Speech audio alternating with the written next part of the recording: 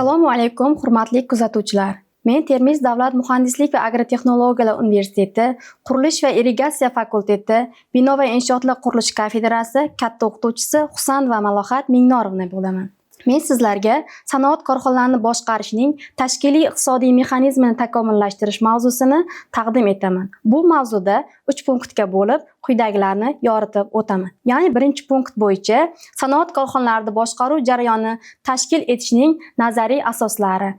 Ikkinchisi, O'zbekistonda sanoat tarmoqlarining rivojlanish tendensiyalari va sanoat korxonalarida boshqaruv mexanizmini samaradorligini tahlili. Va uchinchi punktim esa sanoat korxonalarida faoliyatini boshqarishning tashkiliy iqtisodiy mexanizmini takomillashtirish hamda modellashtirish punktida bosqichma-bosqich yoritib o'taman.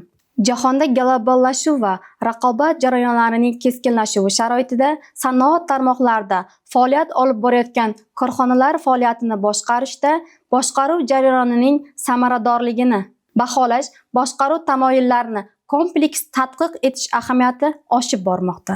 Jahon mamlakatlari tomonidan yaratilgan yalpi mahsulot hajmining ortib borishi, uning asosiy tarmoqlari, xususan sanoat ishlab chiqarish hajmining ortib borishi bilan kuzatilmoqda.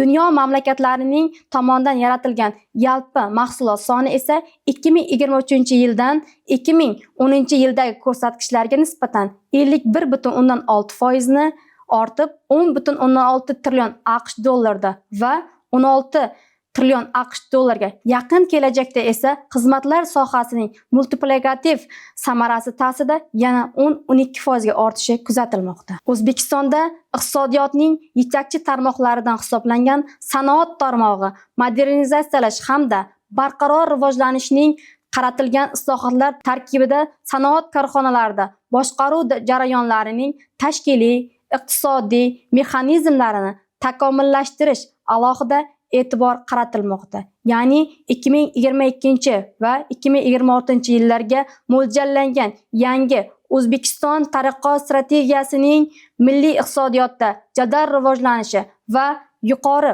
o'sish sur'atlarini ta'minlash deb nomlangan. Mavzuning maqsad va vazifalari. Mavzumizning maqsadi quyidagicha: sanoat korxonalari faoliyatini boshqarishning tashkiliy iqtisodiy mexanizmini takomillashtirishga qaratilgan ilmiy taklif va tavsiyalar ishlab chiqishdan iboratdir. Mavzuning vazifasidan kelib chiqib, bir nechta vazifalarni belgilab olganmiz.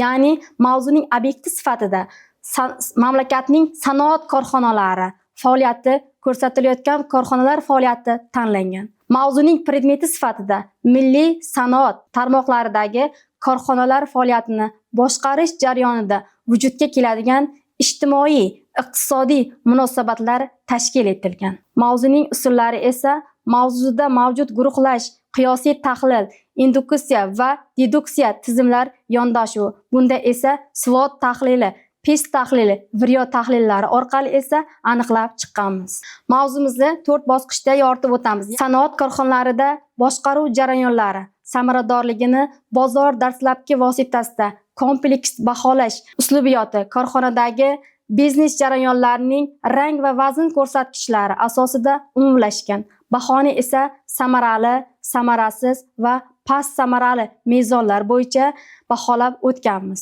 Sanoat iqtisodiyoti doirasida mamlakat iqtisodiyotidagi va uning sanoat tarmog'ida rivojlantirishning muvofiqlashtirish uslubiyoti bo'yicha yondashganmiz. Bunda esa muvofiqlashtirish tizimini qo'llaganmiz. Sanoat korxonalarini samarasini boshqarishning turli bosqichlarida qo'llanadigan menejmentning usul va instrumentlaridan foydalanib, biz SWOT tahlili, bundan tashqari esa BKG va VRIO tahlillari orqasida matrica ko'rsatkichlarini ishlab chiqqanmiz. Sanoat korxonalarini rivojlantirish uchun boshqaruv instrumentlarini shakllantirish jarayoni konsepsiyasini ishlab chiqqanmiz. Bozor instrumentlari vositasida sanoat korxonalarining boshqaruv samaradorligini kompleks baholash natijalarida esa bunda Farg'ona, Andijon misolida 5 ta xususiy korxonani olib, buni taqqoslama tahlilini ishlab chiqqanmiz.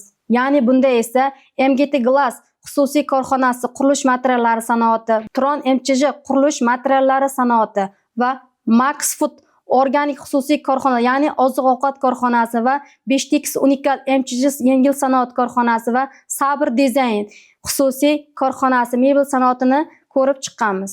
Sanoat korxonalarida boshqaruv samaradorligi darajasi esa mezonlari, ya'ni bunda 0 balldan 100 ballik sistemada ko'rib chiqqanmiz. Bunda esa samarasiz, past samarali, samarali va yuqori samarali bo'yicha ballar shkalasi bo'yicha ballangan. Samarasiz 0 ballikda, past samarali 25 ballikda va samarali 75 ballikda va yuqori samarali 100 ballik shkalada ballangan. Sanoat korxonalarida boshqaruv strategiyalarini Vrio ahamiyatli, noyob tajribani o'zlashtirish va tashkilot tahlili bo'yicha moliyaviy mehnat va aktivlarining holatini aks ettiruvchi matrica ko'rsatkichlari, raqobat zaifligi, raqobat pariteti va raqobat bardoshligi ustunligi va ishlatilmagan raqobatdosh ustunlik, uzoq muddatli va barqaror raqobatdosh ustunlik mezonlari bo'yicha Vrio, ya'ni 0 dan 4 ballik miqdorda baholash orqali takomillashtirilgan. Biznes jarayonlarining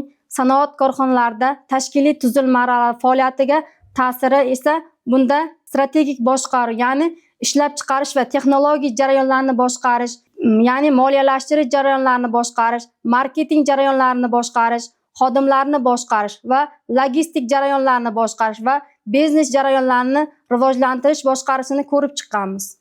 Sanoat korxonalarida innovatsion salohiyatni boshqarishning tashkiliy iqtisodiy mexanizmini boshqarishning vazifalari, ya'ni funksiyalari hamda usullari orasidagi bog'lanishlar optimalligini bozor konjunkturasi va tebranishlariga muvofiq o'zlashtirish orqali takomillashtirilgan. Sanoat korxonalarida innovatsion faoliyatni boshqarish mexanizmining konseptual modeli ishlab chiqilgan. Bunda esa moliyaviy xavfsizlik, huquqiy yordam, axborot ta'minoti va tashkiliy yordam bo'yicha ishlab chiqilgan konseptual model.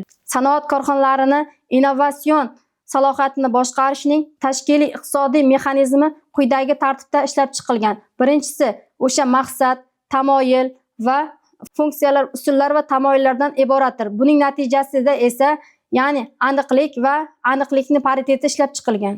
Sanoat korxonalarini innovatsion salohiyatini barqaror rivojlantirish, ya'ni barqaror strategiyasi esa maqsad, vazifa, tamoyil 3 bosqichda ko'rib chiqilgan.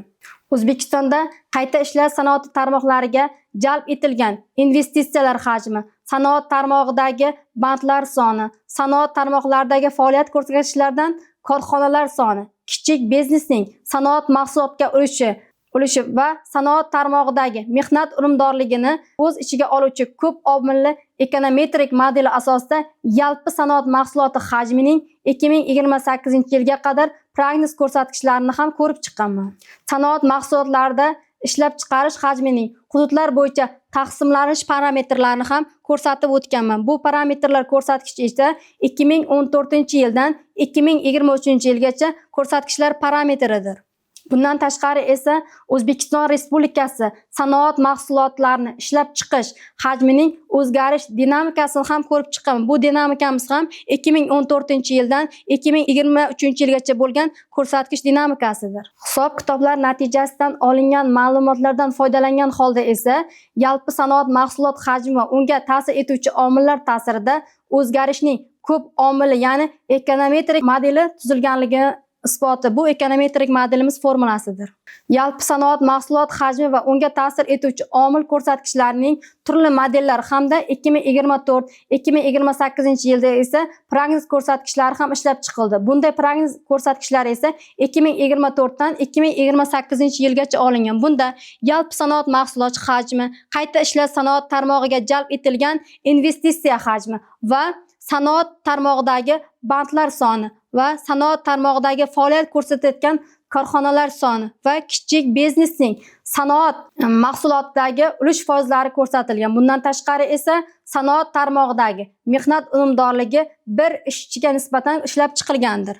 Yalpi sanoat mahsuloti hajmi ko'rsatkichlarining 2010-2028-yillarda o'zgarishi esa, ya'ni bazaviy model ko'rsatkichi, optimistik kutilma va pessimistik kutilmalar natijasida ko'rib chiqilgan. Bu mavzudan kelib chiqqan holda quyidagi xulosa bilan yakunlaymiz. Ya'ni mamlakatimizda sanoat korxonalari faoliyatini boshqarishning tashkiliy iqtisodiy mexanizmini takomillashtirish bo'yicha quyidagi xulosa va takliflar hamda amaliy tavsiyalar ishlab chiqildi.